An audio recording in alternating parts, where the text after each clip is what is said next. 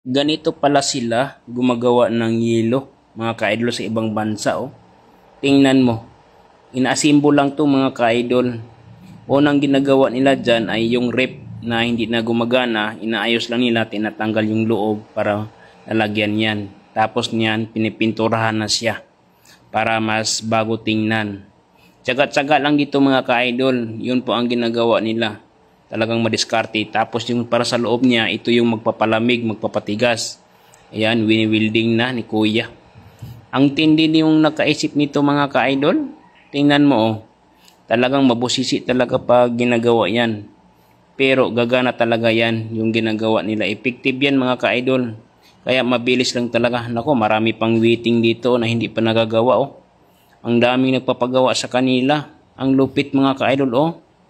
Yung mga sira-sirang rep, talagang napakinabangan. Tapos niyan, papasok na sa loob pagkatapos ma-welding. Yan, oh. Tutulak lang nila, oh. Ayan, oh. Ang galing nila, mga ka-idol. Ito, mapamangha ka talaga dito sa ginagawa nila. Tapos, ang nagdala sa pagpatigas ng yelo or nagpapalamig, yung dalawang aircon na yan, mga ka-idol, oh. Ang tindi talaga, aircon yung ginagamit dito. Tapos yung, yan, oh, bubuksan na po nila, oh. Oh, yan ang laman, mga ka-idol. Ayan, oh. Ayan, hindi pa nilalagyan yan. Ang galing.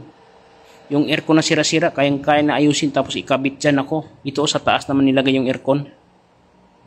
Kaya pala mabilis yung magyelo. Wala pang 1 oras daw yan, mga ka-idol. Talagang tumitigas na. Madiskarte talaga sila, mga ka-idol, kasi sa ibang bansa, mabilis mabintay yung yelo nila doon.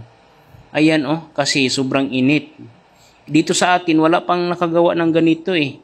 Yung tulad sa kanila, na ina-symbol lang, oh. So, ang ginagawa nila, mga ka-idol, hindi na nila kailangan bumili ng brand new ng freezer. Kasi sobrang mahal pa yung brand new ng freezer, eh, kung kaya namang gagawin yun, ginagawa na nila, mga ka-idol. Tapos, ito naman yung padlock nila. Ang tibay din, oh. Kaya pala hindi manakaw yung yelo nila, kasi matibay yung padlock. Ayan, yung aircon sa taas.